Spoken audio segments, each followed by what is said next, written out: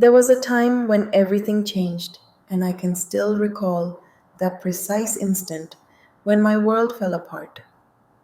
On a brisk October morning, the air was filled with the sense of anticipation. In the quiet of my kitchen, I found myself gazing at the pregnancy test, my hands shaking with anticipation. Two pink lines that validated the whispers of my intuition for weeks. After 3 years of sharing my life with Thomas, the moment I had longed for was finally here. I was pregnant. After what felt like an eternity of waiting, I found myself mentally preparing for the moment I would share the news with him that evening. At that moment, the doorbell chimed. I recall slipping the test into my pocket, adjusting my sweater, and making my way to the door with an unusual weightless feeling. It felt as if the cosmos was sharing a moment of joy with me for a change. I stepped through the threshold, that absurd grin still plastered across my face. And there she was, a figure poised in the moment. A stranger, her presence unfamiliar yet intriguing. With tall stature and auburn hair, she wore an expensive coat that bore the marks of time, its edges frayed yet elegant. Yet it wasn't her that sent a chill through my veins. There were two little ones holding onto her hands tightly. A young lad of about 5 and a tiny girl perhaps, just 3 years old. The boy possessed the same captivating gaze as Thomas, the very same hazel green eyes that had captured my heart. Once upon a time, there was a girl who carried his smile with her. "Are you the esteemed Mrs. Penelope Blackwell?" she inquired, her tone unexpectedly calm. I nodded, lost in thought, struggling to articulate my feelings. "Greetings. I'm Audrey Wilson, a name that carries a world of tales waiting to be unveiled." She inhaled deeply. "There's a story we need to share about Thomas. It seems they just appeared without a word of invitation. It comes back to me vividly, the moment we were all gathered in my living room. The living room that Thomas and I had lovingly crafted together. The wedding photo gazed from the mantel while this woman settled onto our couch. In a cozy corner, her little ones, along with Thomas's, were immersed in a world of imagination, their toys scattered around from the small backpack she had brought along. She shared that he has been part of our journey for 6 years, not with ill intent, just acceptance. He spends 4 days a week in our company. He shared that you often embark on journeys for your job. Once upon a time, I found myself immersed in the world of numbers, seldom venturing beyond the city's bustling streets. He mentioned that the two of you had parted ways, but chose to keep it under wraps for the sake of family. She wrung a tissue in her hands, lost in thought. Last week, I uncovered the truth behind a deception. My mouth was as rough as sandpaper. What led you to discover that? Your anniversary post on social media caught my eye. The tale of 3 beautiful years spent together. She gazed upward, her eyes rimmed with red yet devoid of tears. In that moment, the truth unraveled before me, revealing the fabrications that had woven my reality. Once upon a time, a group of children gathered on my carpet, their imaginations soaring as they carefully constructed towers and castles with colorful blocks. The offspring of Thomas. Children who thrived in a world of imagination, while I yearned for the joy of motherhood. What brings you to this moment? I finally found the courage to inquire, even though the answer was already clear to me. 3 weeks have passed since he vanished, leaving calls unanswered. His phone has lost its connection. He took a significant portion of our savings and then disappeared without a trace. She presented me with an envelope. Here are the medical bills related to Henry's asthma treatments. He made a vow to settle his debts with them. Every day, the collection agencies reach out, weaving their persistent tales into the fabric of my routine. I gazed at the envelope, yet I hesitated to reach for it. "I'm not here to bring darkness to your days," she continued, her voice trembling just a bit. "It wasn't until last week that I discovered you. I believed we were crafting a journey side by side. Once upon a time, a little girl named Lily gazed up at me, her eyes filled with wonder and curiosity. Are you a friend of my father?" She inquired with a sense of naivety. A fracture formed within me. The pregnancy test nestled in my pocket, radiating an intensity that felt like a smoldering ember. 6 years have passed. For 6 long years, I lived a dual existence, all the while placing my unwavering trust in him. Even though I had opened up all aspects of my life to him, including the legacy my grandmother had entrusted to me, He's not here, I stated flatly. It feels like ages since I last laid eyes on him. Just yesterday morning. Audrey gave a thoughtful nod. I wondered if perhaps he would return to you. Did he take anything of significance? Gather your essentials, I inquired, my thoughts suddenly swirling. Indeed, and cleared out our shared funds. I rose suddenly and made my way to our bedroom. His closet held only a few remnants of what once was. Once in a quiet corner of the house, a passport vanished from its secure resting place in the safe. That was also the emergency cash we had stored away. As I stepped back into the living room, I caught sight of Audrey gazing at me with an unusual look on her face, a blend of compassion and understanding. A woman who has felt the sting of betrayal sees the same pain reflected in another. It seems you were in the dark as well, huh? She inquired softly. I leaned back in my chair, a sigh escaping my lips as I shook my head. Not at all, I was completely unaware. We found ourselves enveloped in an unusual, bewildered quiet, punctuated solely by the joyful laughter of children at play. Innocent souls, blissfully unaware of the unraveling tapestry of their existence. Text, I have a tale to share with you as well, I said, drawing the pregnancy test from my pocket. This morning, I stumbled upon something new. Her eyes grew large, then brimmed with tears. In that moment, tears began to flow from both of us. Not loud cries, but the soft, heart-wrenching tears of women who have come to understand that their lives were built on intricate illusions. What adventures await us? She shared a tale softly. I gazed upon the children, the woman, and the chaos that had become my existence, and a transformation took place within me. A vivid tapestry woven from threads of fury, treachery, and unwavering resolve. Initially, I spoke my tone unexpectedly steady. We're about to uncover the journey he took. In that moment, I inhaled deeply. We're about to uncover the truth of what he has stolen from each of us. At that time, I had no idea that the instant Audrey Wilson knocked on my door would mark the start of my transformation. The following fortnight unfolded like a series of haunting tales, each revelation more heart-wrenching than the one before. In the quiet hours of the night when the world outside was hushed and her children were tucked away in dreams, Audrey and I forged a bond. Our conversations flowed like a river, rich with secrets and insights, as we navigated the twists and turns of our lives together. What unfolded was a tapestry of deceit, so intricate it bordered on remarkable. Thomas was not merely existing in two worlds, he was meticulously depleting the essence of both. Upon reaching out to our bank, I was met with the shocking revelation that our joint accounts had been completely drained. When I reached out to my investment manager in a state of distress, his reply sent a shiver down my spine. Mrs. Blackwell, we have moved forward with the portfolio liquidation as outlined in the documents you and your husband signed last month. What documents are we talking about? I insisted. A heavy silence lingered in the air. The papers that shift your grandmother's legacy? Investments to the overseas account? Your signature has been officially witnessed. My mark. Crafted. My grandmother's legacy. Almost $2 million that I had been diligently nurturing and growing vanished. That night I found myself on the kitchen floor enveloped by a sea of financial statements, loan documents, and property records. The image they conjured left me feeling utterly unwell.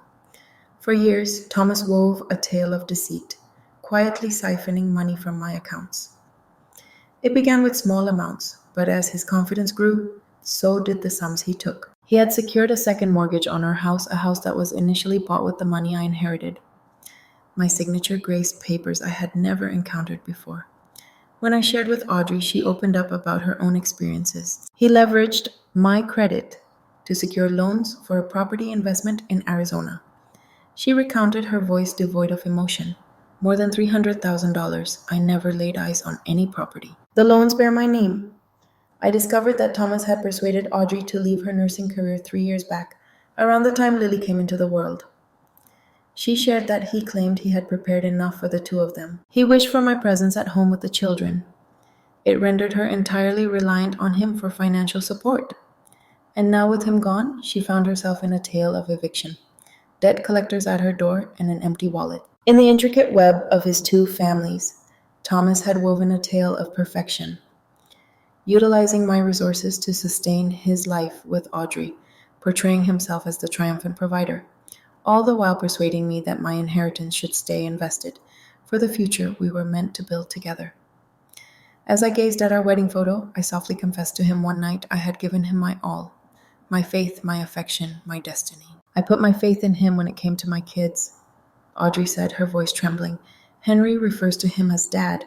He stands as the sole paternal presence in their lives. We both paused, taking in the weight of what had been lost to us. With each passing day, I unearthed deeper layers of treachery, more nuanced yet just as excruciating. Acquaintances who sheepishly confessed to having spotted Thomas with his family but thought I was already in the loop. A colleague shared an experience of encountering Thomas and his wife at a restaurant located on the other side of town. My brother-in-law who awkwardly revealed that he had been bound by a promise to keep Thomas's situation under wraps. There was an unspoken tension in the air, a sense that something was amiss. Yet no one had shared the truth with me. They had all decided to stand by Thomas instead of being honest with me. The ultimate revelation struck when I stumbled upon a concealed email account on Thomas's old laptop. Within it lay heartfelt messages to his parents who had consistently shown kindness and hospitality towards me. Messages revealing his feelings of being trapped in our marriage, yet remaining for financial stability. Messages filled with understanding for his situation, inquiring about their true grandchildren. Audrey's children. I dialed my mother-in-law's number, my hands trembling with anticipation. Penelope, my dear, she said as she picked up the phone. Her voice dripped with sweetness. How are you managing these days? You understood, I stated plainly. The silence spoke volumes. She finally spoke up, expressing that they had no intention of meddling in your marriage. You were there for our wedding, I whispered. With open arms, you embraced me and brought me into the fold of your family. All the while being aware of Audrey and the little ones, Thomas shared with us the tale of his situation. He shared that it was intricate, that you hadn't yet embraced the idea of parenthood, and he had discovered someone who was prepared for that journey. All we ever wished for Penelope was to have grandchildren. I'm sure you can see that clearly. I ended the call in silence. That night, I found myself in my quiet bedroom, gently holding my flat stomach enveloped by a profound sense of solitude. I poured my heart and soul into them. I shared my thoughts softly with my unborn child, and they cast me aside as if I were insignificant, yet a transformation was unfolding within me, a change forged from the fires of need and fury. Eventually, the tears ceased to flow. The tremors faded away, and in their stead emerged a sharp, unwavering clarity.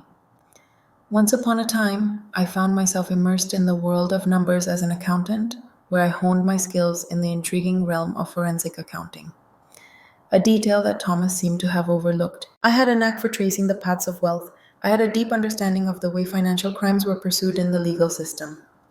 And above all, I possessed a unique edge that Thomas never saw coming. In a moment that changed everything, I found myself carrying his child. Yet he remained completely unaware. With my hand resting gently on my stomach, I whispered a vow to my baby and to my own heart. He won't escape the consequences of his actions, and neither will anyone who stood by his side. I chose not to address anyone right away. That would have been the former Penelope full of feelings, responsive, openly expressing her emotions. Instead, I transformed into a different version of myself, systematic, enduring, and completely dedicated to fairness. Initially, I established my role. With a sense of purpose, I took out the full amount from my personal account and embarked on a new journey by opening an account at another bank, this time embracing my maiden name. In a whirlwind of caution, I took the necessary steps. I revamped all my passwords, put a freeze on my credit, and meticulously recorded every suspicious transaction that crossed my path. So I reached out to my college roommate, Alexis, who has become a partner at one of the city's most formidable law firms. After going through my documents, Alexis remarked that this situation was far more serious than a simple divorce. This situation involves deceitful actions, the unlawful appropriation of someone else's identity, and the misappropriation of funds. I don't merely seek a divorce, I expressed my tone unwavering. I desire all that he possesses, all that he believes he deserves. With a warm grin, Alexis beamed. Not a warm smile, but the cunning smirk of an attorney who thrives on a good challenge. Then let's dive into our narrative. As Alexis delved into the intricacies of legal documents, my attention turned to the pursuit of Thomas. This turned out to be simpler than I had anticipated. For an individual who had crafted such intricate tales, he was unexpectedly lax in concealing his online traces. His new credit card obtained through yet another instance of identity theft. From me, revealed charges at a resort in Cancun. When I shared the news, Audrey's eyes widened in disbelief. He's on vacation. As I faced the possibility of losing my home, I made a promise. It won't be for long. Little did Thomas realize that 3 years prior, following a small disagreement regarding financial choices, I had devised a backup strategy. After that incident, my trust in him was forever shaken. A quiet whisper within urged me to guard my heart. I had set up a distinct LLC to manage a part of my inheritance. I had chronicled every significant event in our union. And most importantly, I had kept a distinct email account where I had sent along the questionable messages from Thomas throughout the years. Messages that now revealed a compelling narrative of his betrayals. At that moment, the reason for gathering this evidence eluded me. Maybe it's just a deep-rooted instinct for survival. Yet this became the bedrock of my comeback. What followed was the most intricate chapter of my scheme. I sought to uncover the complete narrative behind Thomas's family fortune. Once upon a time, there was a family who ran a remarkable enterprise known as Blackwell Industries, a thriving commercial real estate development company valued in the millions. Once upon a time, there was a boy named Thomas, the sole heir to a grand legacy that awaited him. They had already granted him a 30% stake to help reduce potential estate taxes down the line. By reaching out to former colleagues who had connections with Blackwell Industries, I uncovered that the company was navigating a significant development deal, a venture that promised to elevate its worth dramatically, yet demanded an impeccable standing with its backers. Their funding relies on demonstrating consistent leadership and avoiding any negative attention, my source shared. Even the slightest whiff of controversy could derail the agreement. I tucked this information away for future reference. A new addition to my expanding collection. In the meantime, I assisted Audrey in capturing the narrative of her own experience. We uncovered that Thomas had claimed to be married on Henry's birth certificate, but he had used an alias. He had woven a tale of reliance on his taxes from both families. He had gone so far as to exploit Audrey's nursing credentials to illegally acquire prescription medications. Have you heard about his struggles with gambling? One evening, Audrey inquired. I stood still, caught in a moment of disbelief. Could you clarify that? She revealed a tale of significant cash withdrawals at casinos throughout the past year, unraveling the mystery of where much of our money had truly vanished.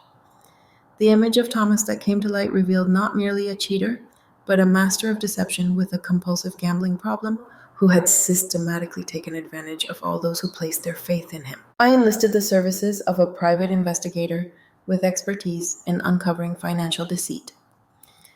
In just a week's time, he uncovered the offshore accounts where Thomas had cleverly concealed a significant portion of the ill-gotten gains.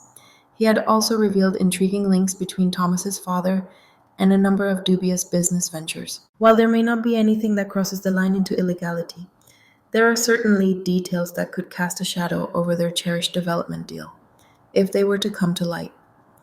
The investigator noted that you're crafting a narrative beyond just a divorce case. You're crafting a narrative of influence. Absolutely. I responded as the 6th week unfolded since Audrey had graced my doorstep. The time had come for my plan to take shape. At almost 12 weeks along, I was starting to show, and I had put together a detailed legal plan with Alexis. We had crafted narratives of criminal complaints, civil lawsuits, and a divorce filing that unraveled every deceitful transaction. We had chronicled the identity theft, the forgeries, and the financial abuse. Yet the real brilliance emerged from an unforeseen source. Taylor Thomas's assistant at Blackwell Industries reached out to me after catching wind of whispers surrounding his disappearance. She leaned in closer, her voice barely above a whisper as she shared, "I've been keeping records during our secret rendezvous at the Cozy Cafe." For years, he wove a tale of deceit, quietly siphoning funds from the company. Each time his parents weave a new narrative to conceal the truth. I possess evidence. What makes you share this with me? I inquired with a hint of hesitation. Taylor's gaze turned steely. 3 years ago, he made a promise to leave his wife for me. As the truth unfolded before my eyes, I began to capture every detail of our interactions. I've been anticipating the perfect opportunity. A smile broke across my face. For the first time in weeks, I feel that the time has come. The last puzzle piece clicked into position when Alexis uncovered that Thomas's parents had leveraged my inheritance, money channeled through their son as security for the loans on their development venture. The funds that were taken from me now hold a crucial link to the destiny of their enterprise. With a sense of urgency, Alexis shared, "If we act swiftly, we can submit an injunction asserting our claim in Blackwell Industries due to the deceptive use of your funds. We have the power to halt their entire development project." That evening, I found myself in solitude within my home office, reflecting on the complete strategy. All the pieces were perfectly aligned.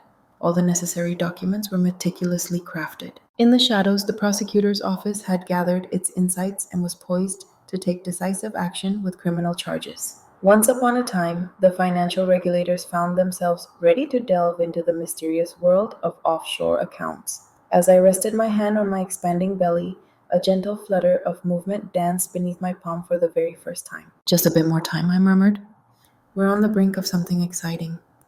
The following morning, an alert arrived from the bank monitoring service I had set up. Thomas found himself preparing for a journey, having just secured a ticket for his return to the United States. As he made his way back, he had no idea that I had unraveled everything he held dear during his absence. As I lifted the receiver, I dialed Audrey's number. "The moment has arrived," I declared. On a Tuesday evening, Thomas stepped through the door, his key turning in the lock as if the world outside had paused for a moment, leaving behind the echoes of what had transpired. As I settled into the living room, a hush enveloped the space, giving it an air of ordinary tranquility. I had anticipated this moment, practiced it, imagined it vividly, but nothing could have prepared me for the wave of icy rage that enveloped me when he stepped inside Penny. He shouted with a relaxed demeanor, letting his bags fall to the ground. "Are you back at your place?" I held back my words, allowing him to step deeper into the house. As he stepped into the living room, he froze at the unexpected scene of me perched quietly in the armchair. "Hey," he said, his expression transforming into the captivating smile that had once captured my heart. "I can imagine how anxious you must feel right now." In Mexico, my phone unexpectedly shut down, and then I found myself caught up in quite the ordeal when my wallet was taken from me. The fabrications danced smoothly. "Gather around, Thomas," I whispered softly. Something in my tone must have stirred something within him, causing his smile to waver. "What seems to be the issue? Was there an event that unfolded in my absence? You might put it that way," I responded, my tone unwavering. "Audrey Wilson arrived for a visit. With her came Henry and Lily, ready for the adventure ahead." His face lost all its color in an instant, making me wonder if he was about to collapse. He parted his lips, hesitated, then gave it another shot. "Penny, let me share the tale behind this. Could you share some insights about the second mortgage? Or the tale of my grandmother's inheritance being liquidated? Or maybe the hidden treasures tucked away in the Caymans?" I rose gradually. "Perhaps you could share the tale of the forged signatures, the identity theft, or the fraudulent tax returns." He paused for a moment, reflecting on what lay ahead. "It seems you're feeling a bit lost." The journey with investments took a twist. Yet my actions were all about safeguarding what lies ahead for us. What lies ahead for us? I chuckled, a sound devoid of joy. "Are you referring to the path ahead with your other family? The ones your parents see as their true grandchildren?" He changed his approach right away, his face transforming into one of remorse. "I stumbled along the way. Penny regrettable missteps. Yet I returned to mend what was broken, to mend our bond. What we had is gone, Thomas." As I strolled over to the side table, my fingers brushed against a hefty envelope, waiting to be discovered. "This is a friendly heads up about what will be submitted tomorrow morning. In a tale of turmoil. There are divorce papers, allegations of serious financial misconduct, and legal claims for restitution and a dramatic injunction against Blackwell Industries for their audacious use of stolen funds as loan collateral." With a sudden burst of energy, he reached out for the envelope. Yet I reined it in. "You can obtain your own copy from the court," I remarked with a chill in my voice, "in addition to the protective measure." With a sly grin, he leaned in closer and murmured, "You're just pretending." Yet his eyes flickered with unease. "There is no evidence to support your claim." In that moment, I flipped open my laptop and hit play on the recording. A dialogue unfolds between Thomas and his father, exploring the delicate matter of how to approach Penny, should she ever uncover the financial deceptions at play. A dialogue that Taylor captured discreetly half a year prior. "That option isn't available to you. That's against the law," he exclaimed. "In this state, you only need the agreement of one party to make recordings." I shared with them that Taylor was involved in the discussion, speaking in a composed manner. "She has shared a fascinating array of proof." His expression contorted in fury. "You're mistaken about what's coming next. My family will weave tales of triumph over you. Your previous way of life has ended. Thomas." I placed my hand gently on my stomach, which now had a noticeable curve beneath my fitted dress. "And so, are you my friend?" His eyes trailed the movement, growing wide with disbelief. "So you're expecting a little one? Indeed. And before you inquire, indeed, it belongs to you. Indeed, I have taken the necessary steps to secure full custody due to your absence and unlawful actions." Once the doorbell chimed, breaking the stillness of the moment, I mentioned that it would be the authorities move forward with legal actions. "The prosecutor expedited the arrest warrant once I let them know you were back in the country.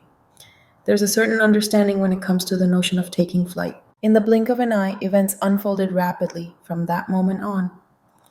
In our living room, an unexpected event unfolded, the narrative that unfolded in the media. As Thomas's parents tried to pull away, they found themselves caught in a complex narrative of their own making, ensnared by financial misdeeds that unraveled when investigators turned their gaze toward Blackwell Industries. In a dramatic turn of events, the court issued an injunction that put a stop to the company's ambitious development project, leaving their assets in a state of uncertainty as construction came to an abrupt halt. In a matter of days, the investors vanished, plunging the company into a whirlwind of financial chaos. When federal agents arrived with a search warrant for the company offices, Thomas's father experienced a minor heart attack. Audrey and I found ourselves in the courthouse side by side as we observed Thomas being escorted away in handcuffs following his bail hearing. She noticed that he seemed to have shrunk in some way. She had a point. Without his tailored attire and commanding presence, devoid of his ability to influence, Thomas seemed reduced, a man facing the consequences of his choices. The legal proceedings unfolded with unexpected swiftness, propelled by the extensive evidence we had gathered, and Thomas's earlier escape from the country. Confronted by a mountain of evidence and a series of serious charges, he chose to take a plea deal that required him to make substantial restitution payments and serve 5 years behind bars. Yet the real triumph unfolded through the civil settlements. Thanks to Alexis's brilliant legal maneuvering, I not only reclaimed my stolen inheritance, but also secured a 40% ownership stake in Blackwell Industries as compensation for my funds being used as collateral. Audrey found herself the fortunate recipient of a significant settlement, addressing the fraudulent debts that had been wrongfully attributed to her, along with 5 years of child support payments that were securely held in trust. In a bid to reclaim their standing, Thomas's parents made a fateful decision, transferring more company shares in hopes of sidestepping deeper scrutiny into their financial dealings. When everything finally came to rest, I held the reins with 51% of Blackwell Industries in my grasp.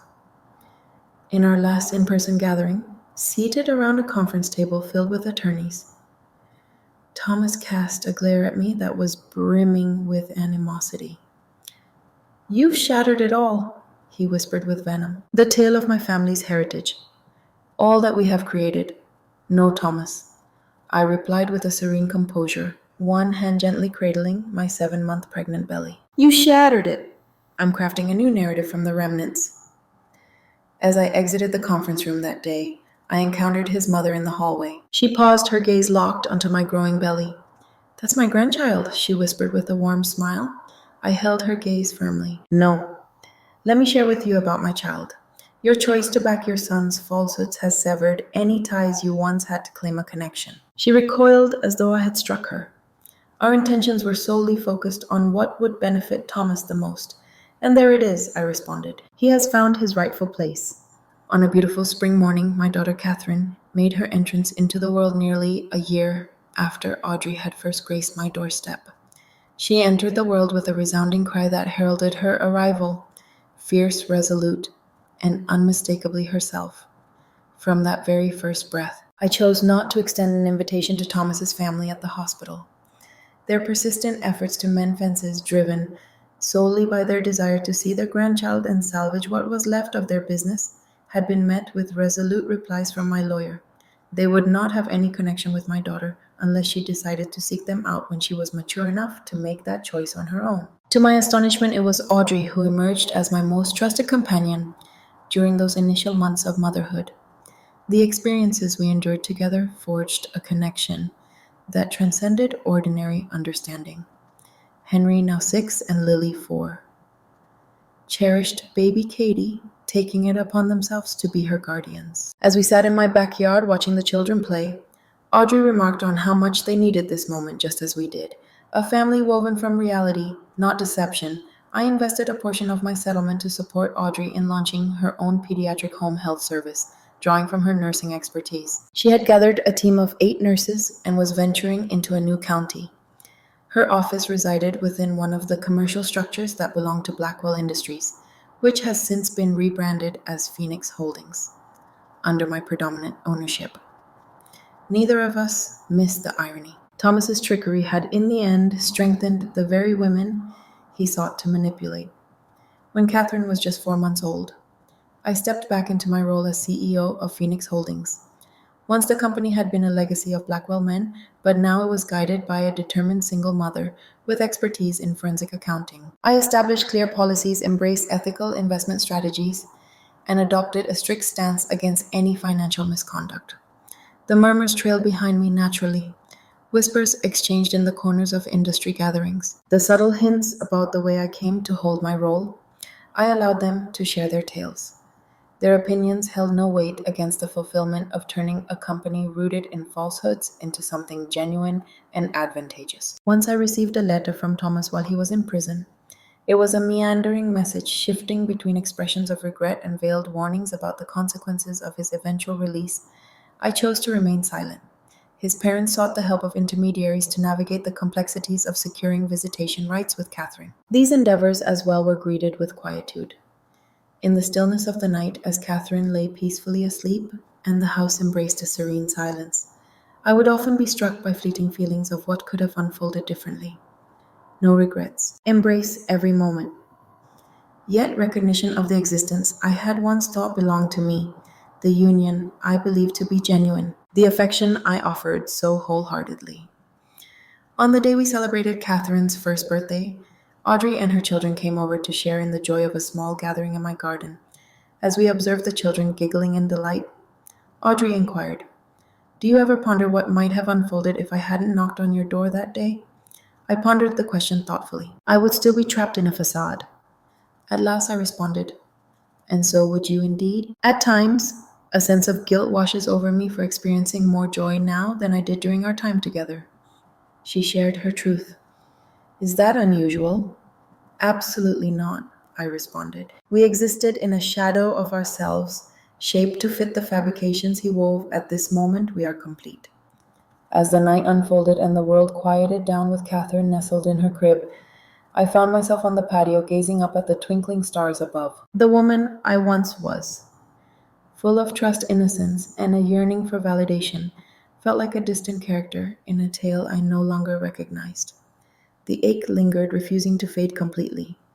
It had evolved into something entirely different. Power insight barriers forged from iron. A message arrived from Alexis Thomas found himself facing his first parole hearing in half a year. Was I considering sharing a narrative? With my eyes shut, I sensed the gravity of the choice before me. A part of me felt compelled to see that he completed every single day of his punishment. Another part understood that clinging to that anger demanded energy. I now chose to channel in different directions. I crafted a straightforward reply. No need for words. His deeds have woven a narrative of their own. As I gazed through the nursery door at my slumbering daughter, a deep tranquility enveloped me. Thomas had taken so much, yet in the end, he gifted me something invaluable, the chance to uncover my own strength, the opportunity to reconstruct not only my financial stability, but my whole identity on a bedrock of authenticity. I softly conveyed to Catherine, though she remained unaware, that our identities are not shaped by the actions of others against us. Our true essence is revealed in the moments we choose to stand tall again, and from the depths of betrayal, I ascended to the heights of my own resilience. imperfect bearing scars, yet undeniably liberated. Ultimately, that might have been the most fulfilling form of retribution imaginable.